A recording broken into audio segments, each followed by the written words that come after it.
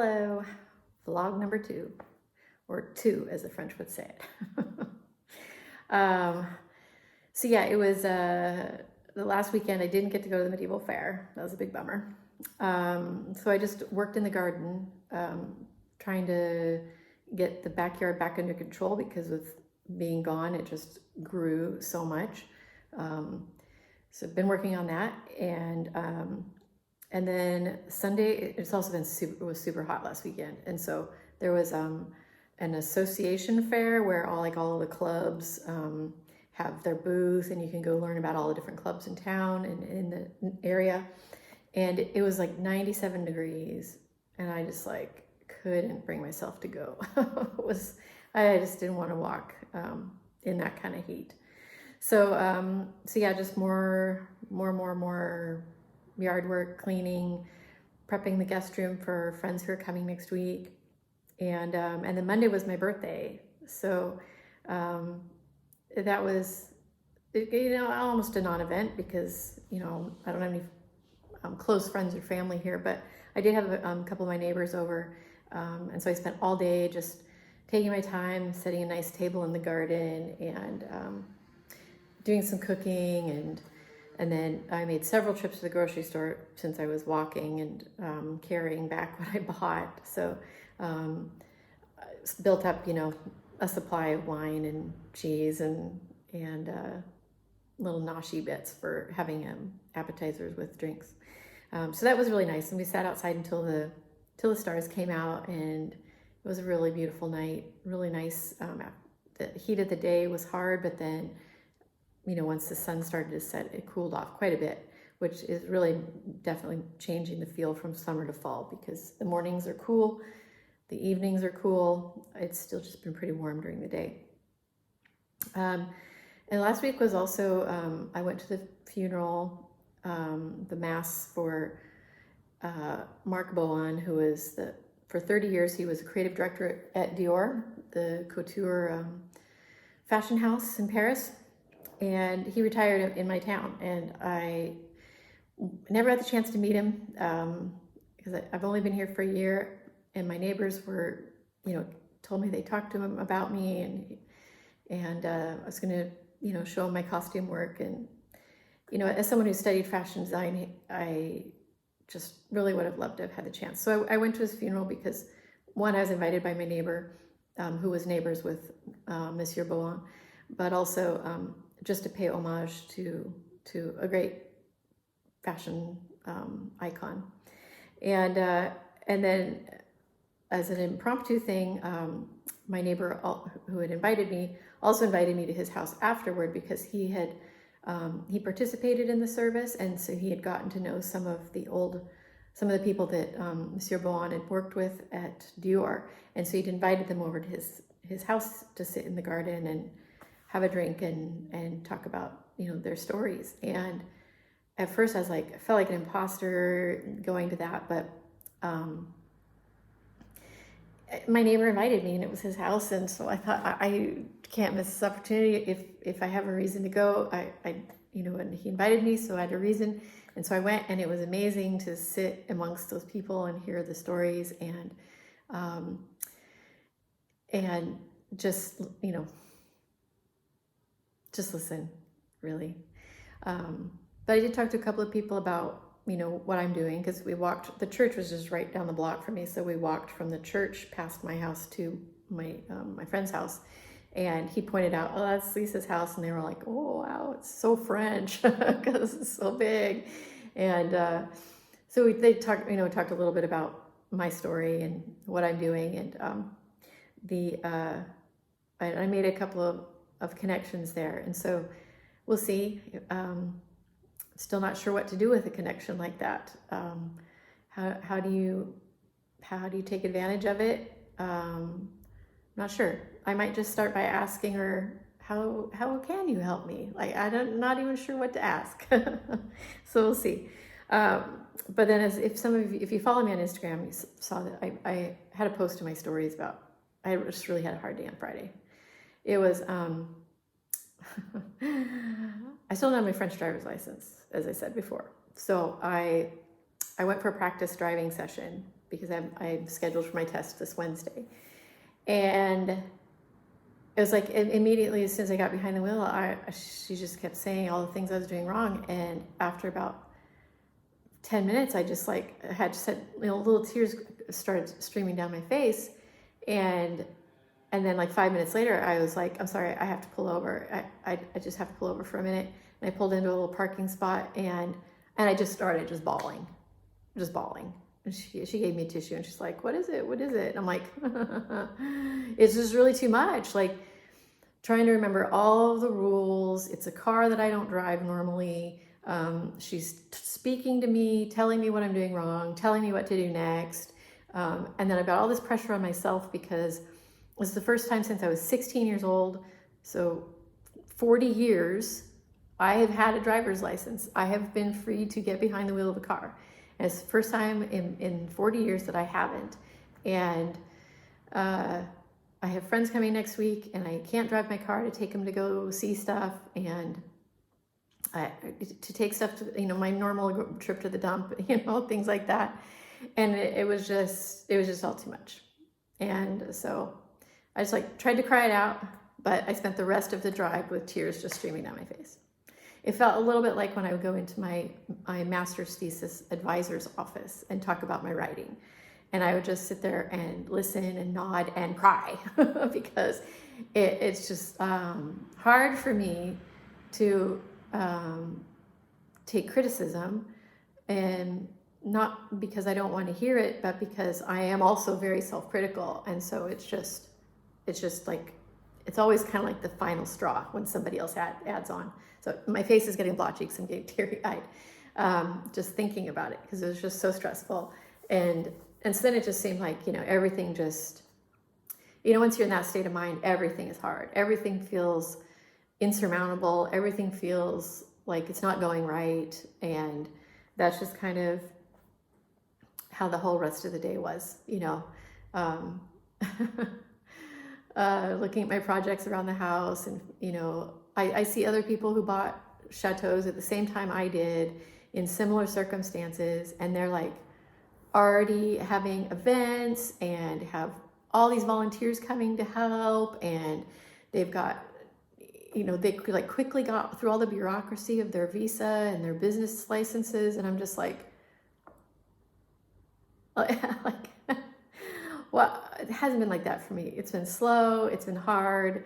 And just because it's hard doesn't mean it's bad. But if it's hard all the time, it's just, you just reach a point. I reach a point where it's exhausting and I need a break. And I feel like I just want something to go easily, like smoothly, please, just something.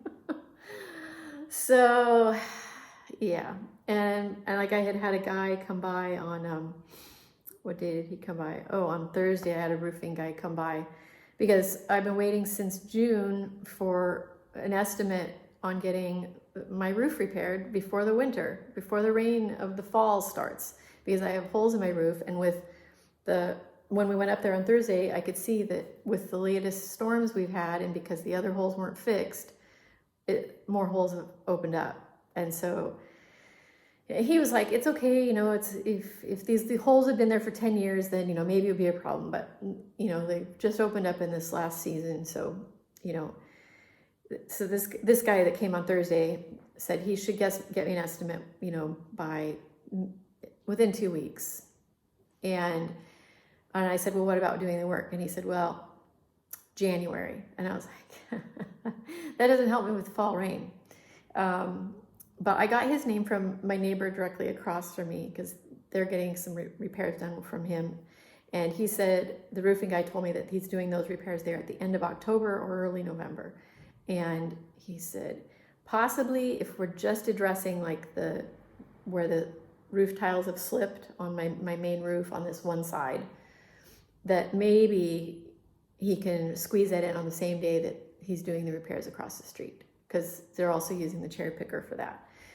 So fingers crossed, because that would be best case scenario. Like I just really just want to like secure it from leaking in the winter. And then he's going to give me a second estimate. We looked at the garage roof, which when the guy came in June, it was because one of the rafters is broken, and I want to save the roof because I want to eventually turn that building into a little a gîte, which is like an independent holiday rental, you know, so it'd be like a 1-bedroom or a studio apartment to rent. And so like still waiting since June for that estimate. What he suggested we do is, because the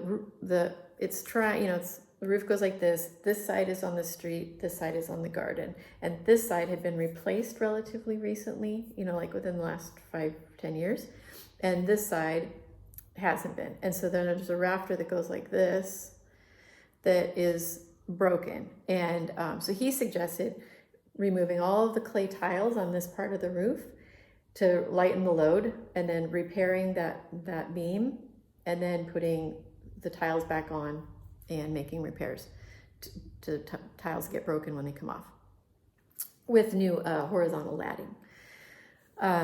No idea how much that would cost. Well, he said, I think his estimate, like verbal estimate, was somewhere around $4,000 or $5,000. And then the guy this week said what he would recommend doing, because I told him that the goal is to make it into a gîte. In the middle, so the roof, if you turn the roof this way, in the middle, there's a rafter that cuts off at about, you know, chest level. So you can't get from one side to the other without ducking under this beam. And he said that what he would recommend doing is taking the whole roof off and taking those out and putting full horizontal ones, because it's not that big of a building really. It's a garage. It's an old 18th century house or barn, I don't know. But what my neighbor did tell me who to contact rather than the archives in Dijon, so I'm going to do that to try and get some info. But so we could take that center rafter out and just have them run from one end of the building to the other, and support the roof that way. And then he said he wouldn't put the old tiles back on. He'd put new tiles on, because if he puts the old ones on, then he can't guarantee them. And I would want the 10-year guarantee. That's valuable, especially if something happens and I need to sell the house. Having that 10-year guarantee on there it passes with the change of ownership. So it's valuable. So we would do that. And I have no idea how much that'll cost. He also recommended putting in, like, when they redo the roof, to put in 4 skylights so that we get good light. And then I wouldn't need to perforate the walls for as many windows, which I would obviously still want, so we can look out into the garden and at the view, but see the sunset and all that. But you know, natural light is fantastic. So 2 weeks, maybe I'll get that estimate. And that's, you know, even talking to him, I said, that is not a January project. That is a maybe next summer project, because I have so many projects to do here. And the other thing he said too was, he said the roof is not in imminent danger of falling. And he explained to me how there were some counter beams put in above and below the crack, and that the crack doesn't go all the way through that beam. So he said, it's not in any danger. You don't need to worry about trying to fix it right now. And if the goal is to open up this space, then let's do this, and we can do that, you know, like next summer or the summer after. So that would be fantastic, because if I can get a new roof on it, then that's the first step towards making that a livable space, because it needs everything. It needs a new electrical and full electrics. It needs insulation. It needs the floors fixed. It needs, you know, like the garage doors replaced, you know, with real windows and doors. Plumbing, it has water going to it, but, you know, it needs to be hooked up to the sewer system. You get where I'm going. It's a big, big project. So maybe if every year I can do, you know, one step of the project like that. It really, when I bought the house, it was intended to be the very first project, and to get that as a separate rentable income source. But after I got the keys and I went and looked at it again and really thought about it, it was like, oh no, this is a really big, this is too much money up front for this one project when the main house didn't have, a modern electrical panel, didn't have a kitchen, one working bathroom, all those things. So anyway, so once I get that estimate, I'll have a better idea of what my planning will be. And it looks like my Patreon, but in November, let me back up. I went and talked to the garden center about planting my hedge, and my tree guy came by and measured where we're going to put the trees and how far apart and how many trees I need and how many bags of additional topsoil to put in, because the trees are going to be bare root. So I think I'm going to be able to use, by November 1st, I'll have enough in my Patreon account to pay for that project, and which is super exciting. I do have to set aside part of the money towards income taxes on it, but then I think there'll be enough balance to pay for that project. So maybe, depending on how my Patreon grows, maybe by summer, maybe I start, maybe my Patreon account starts to become that building. Like I just work on that building with those funds. So anyway, roofing guy, roofing news or not news, as the case may be, and horrible driving practice.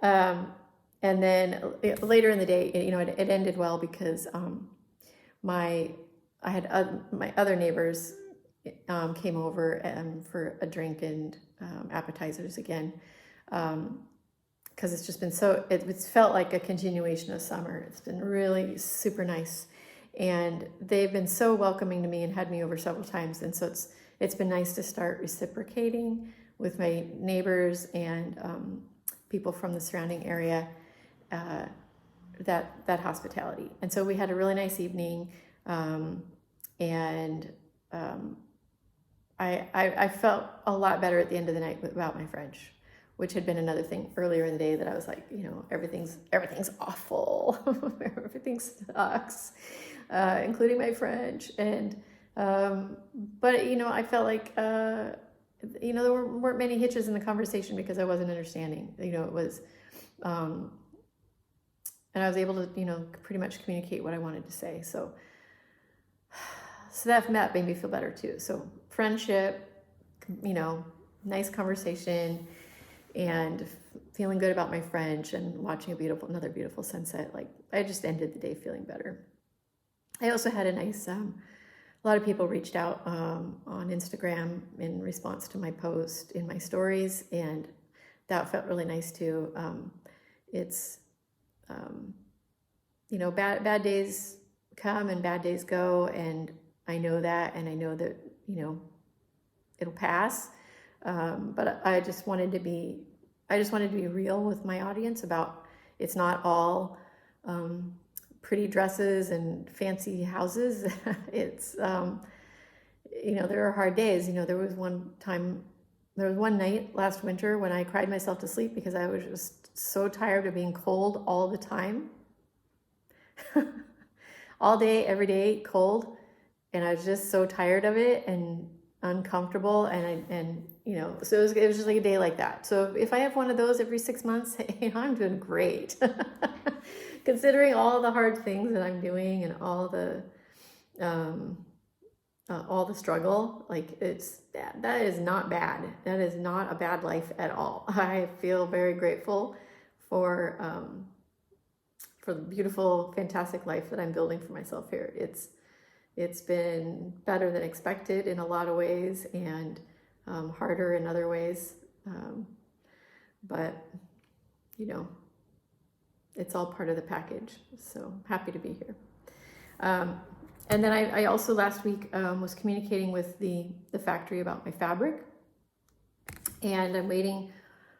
Today's Saturday, so hopefully Monday I'll get my package with the latest test print of my 2 colorways. I went back and had them do a change on the red colorway because I once I got my original fabric back and I saw the fabric, the colors that we had decided on next to the original fabric, I was like, oh, I shouldn't have been making color decisions without having the fabric in hand.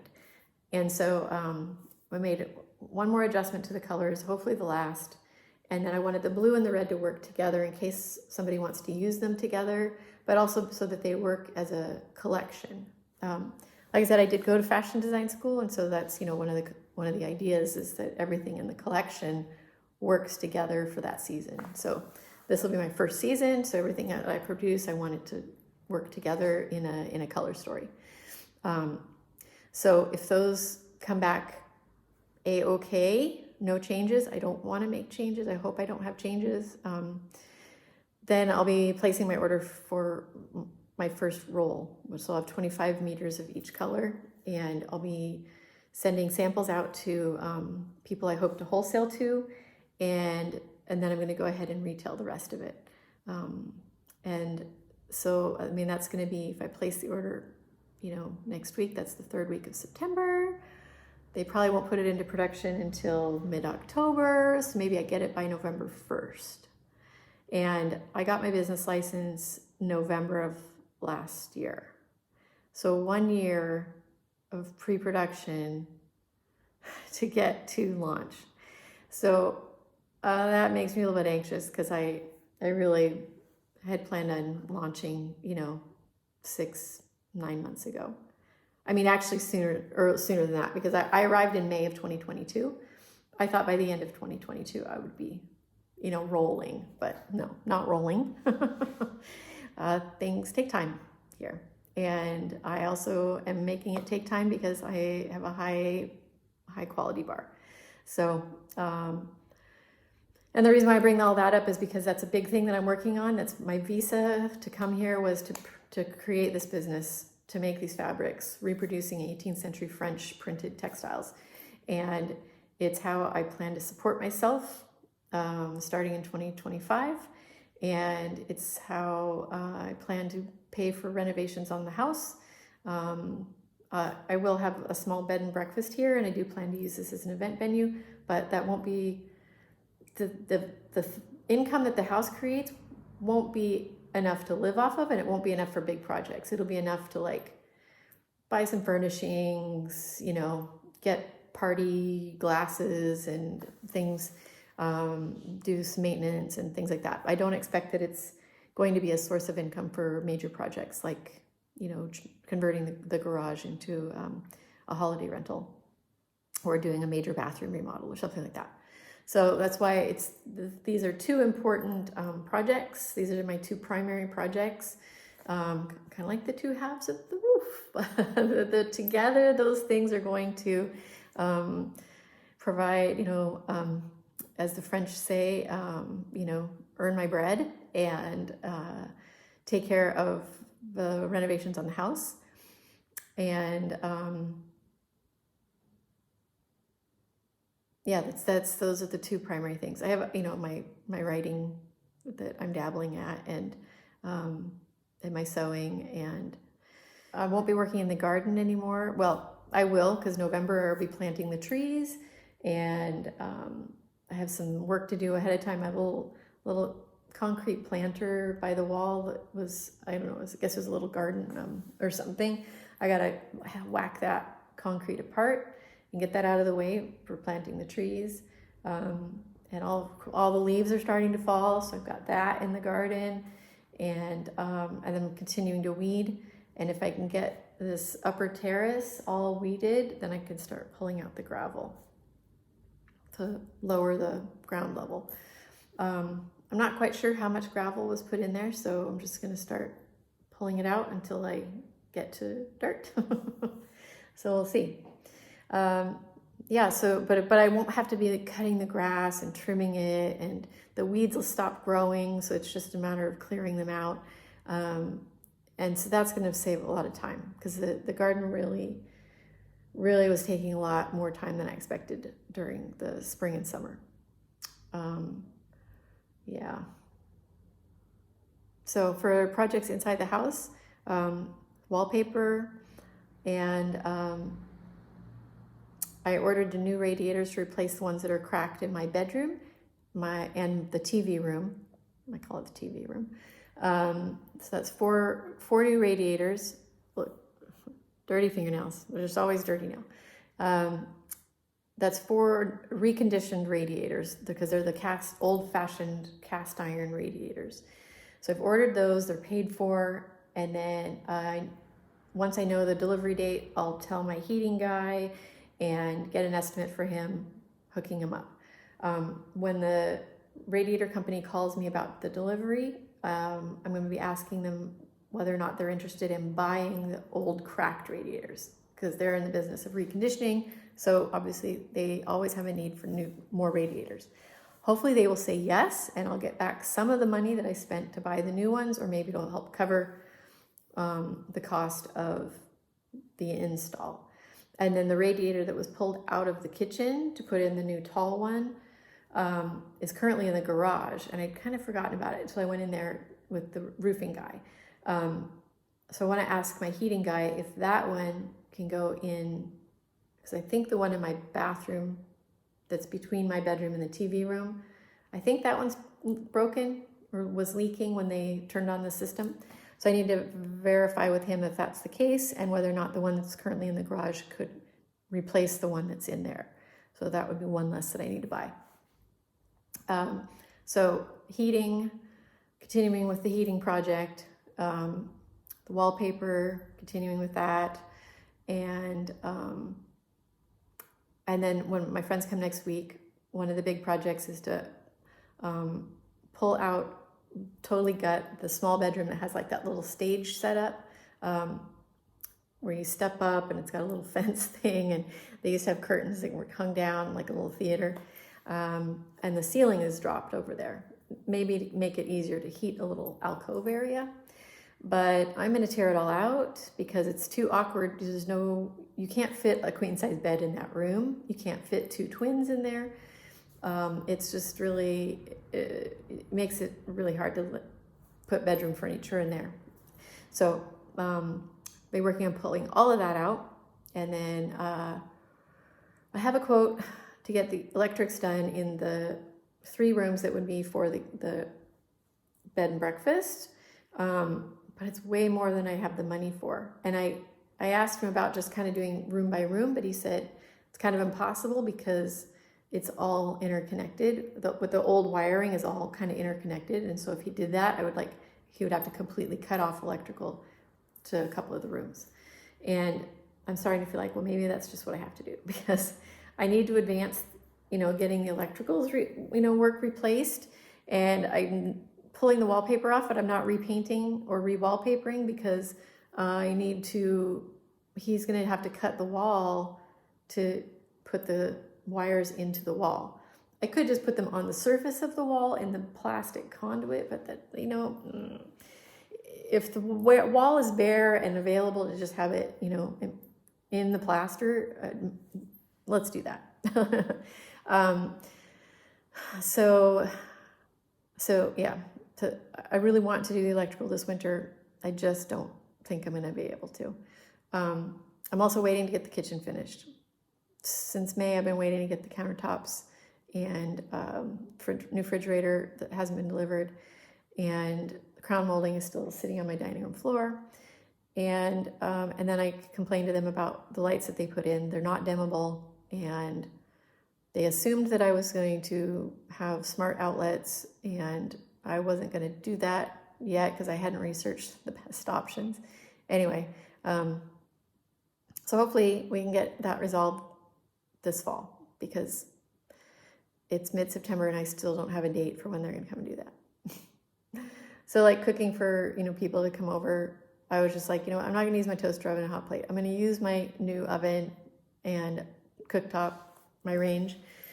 I just was using it without having countertops around it and having to no dishes in the kitchen. So I had to keep going back and forth between here and there and here and there. And then the other room that has the refrigerator. So it was like back and forth between all of these rooms to get things. And then plus a lot of my kitchen stuff is in boxes. And so I had to dig through the boxes and find, how many wine glasses do I have? And turns out I downsized a lot during past moves because I was married to somebody who didn't like to have company over. So I went from like 12 of each type of stemware to 4. And then one broke, and so now I have 3. So that's going to be one of my, flea market things to look for is stemware and china and more silver and all that kind of stuff. So anyway, kitchen, heating, maybe electrical, wallpaper. And then I started pulling up the old carpet that was cemented to the floor, and work on that too. So lots to do. And I didn't get particularly excited feedback about this type of a vlog entry on my YouTube. People were, happy to hear from me and looking forward to seeing my videos again in the winter. So I'll probably just keep doing this because it's good for me to record, what's been going on, and maybe it'll help me remember what to make videos of, because I have so much content, in my phone and in the cloud to make YouTube videos with, but sometimes I forget what I've got in there because it's been a while. So we'll see. And a couple of people were, suggesting, well, get somebody to do the editing for you. And I'm like, well, do you know anybody? Because it's not currently in the budget to pay somebody. It's not cheap. It's not cheap, and didn't have any volunteers really pop up. So it's gonna be. I'll do it as soon as I can. So in the meantime, I think of just I'll just do this, mostly for myself. And if people like it, that's awesome. And if not, then people have unsubscribed. That's fine too. And I'll get back to the other videos when I can. If I have time, I was going to do this video last night, but I had company over, and then it was too dark because I don't have great lighting in here. And then this morning I was going to record it, but then my iPad was dead. See what I mean? Just like everything feels hard. So here I am this afternoon doing it. So I'd like to get this uploaded sooner than later. Oh my gosh, it's over half an hour of me going blah, blah, blah. But maybe I can insert some pictures of some of the things I've been talking about, even if I do end up making videos about them later. Just to give you something else to look at other than me and my 1923 pastel portraits of people from the region. And this one over here is a lithograph from Orcas Island. It's a limited edition, limited print run. And some family pictures over here. And this is a watercolor of France done by my favorite Pacific Northwest artist, Elizabeth Person. Okay, enough of me yammering. That's my weekly update.